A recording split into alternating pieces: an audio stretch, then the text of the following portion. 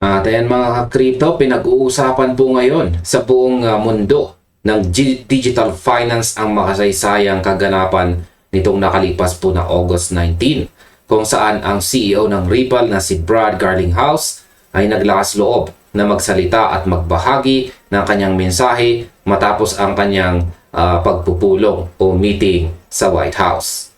Isinulat po niya sa kanyang opisyal na pahayag na ang crypto ay hindi na isang marginal o fringe industry, kundi isang malaking puwersa na kinikilala na ngayon ng Washington DC dahil sa tinatayang 67 million na mga Amerikano ang kasalukuyang nagmamayari ng mga digital asset.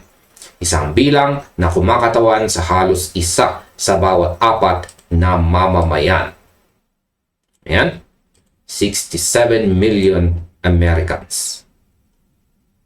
Ang kanyang pahayag ay naglalarawan sa buong mood ng isang napakahalagang summit na nagtitipon-tipon sa Pangulo ng United States, sa pinuno ng SEC, sa pinuno ng CFTC at sa mga pangunahing leader ng pinakamalaking crypto at financial institutions sa buong bansa.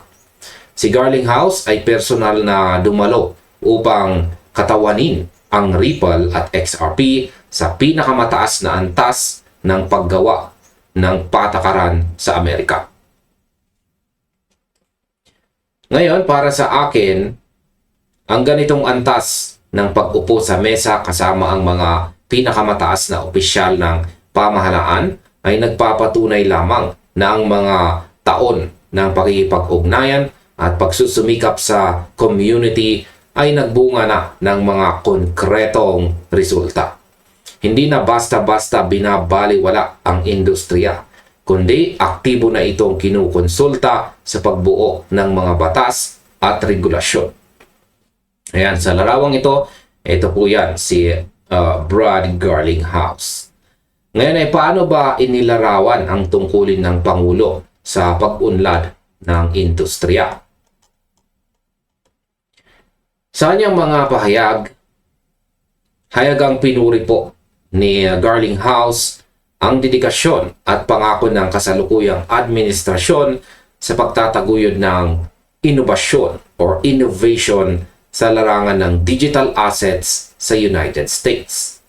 Ayon sa kanya, ang malalim na suporta ng Pangulo ay naging napakalaki ng epekto upang marating ang ganitong yugto. Ang pagbisitang ito ay hindi lamang isang simpleng courtesy visit o formalidad, kundi isang patunay na ang Ripple ay opisyal ng nakaupo at kabilang sa Innovation Advisory Committee ng CFTC.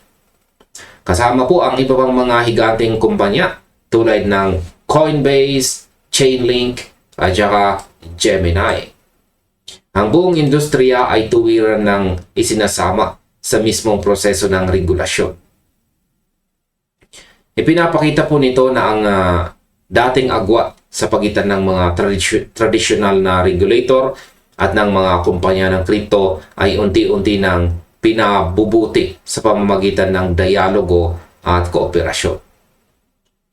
Sa aking opinyon, napakahalaga ng ganitong hakbang dahil sa halip na labanan ang technology, labanan po ng technology, pinipili na ngayon ng mga gumagawa ng patakaran na gabayan at isama ito sa loob ng legal na sistema. Ang ganitong sistema ay nagbibigay po ng matibay na pundasyon para sa pangmatagalang paglago ng buong market nang walang pangamba sa biglaang pagbabawal. Ngayon ay ano naman ang mga detalye sa loob ng Eisenhower Executive Office Building.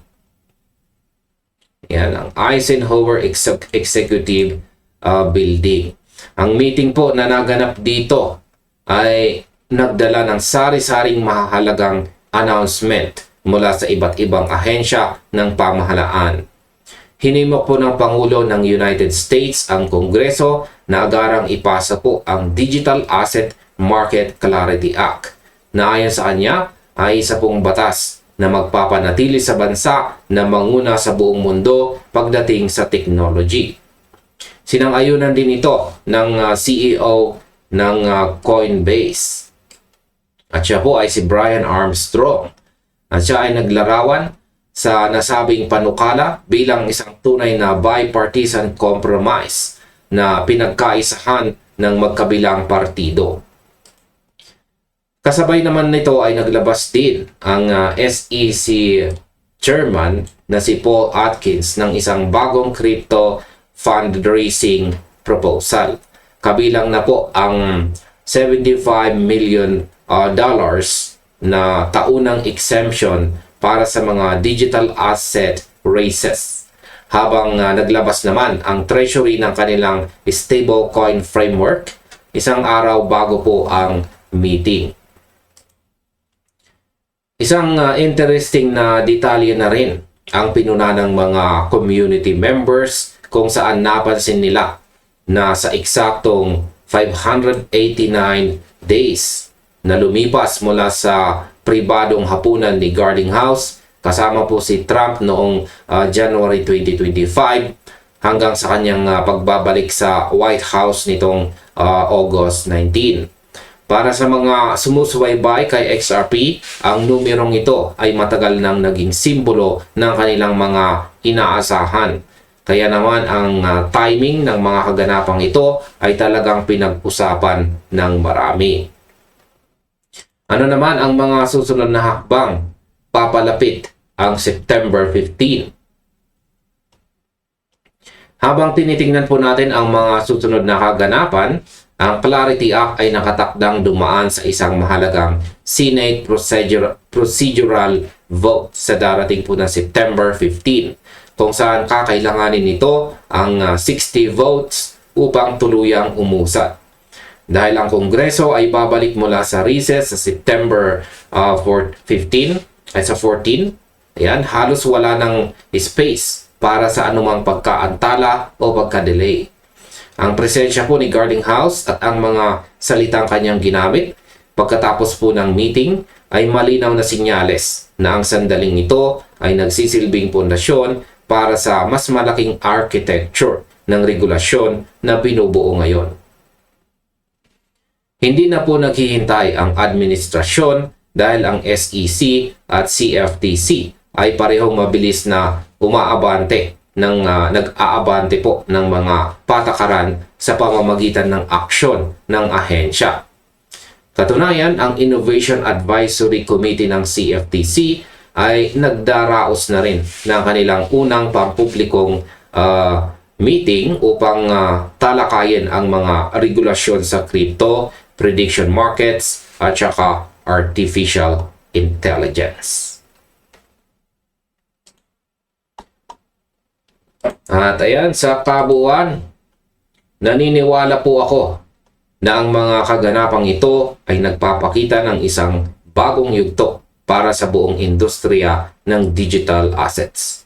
Ang patuloy po na pagbabantay sa mga hakbang ng pamahalaan at sa takbo ng mga legislation ay nagbibigay sa atin ng malinaw na gabay upang maunawaan kung saan patungo ang kinabukasan ng finance sa mga susunod pang mga taon. At ayun, hanggang dito na lamang po tayo sa video na ito mga crypto. Marami pong salamat sa inyong panonood. Maaaring sunod na rin po ninyong panoorin ang recommended video natin dito.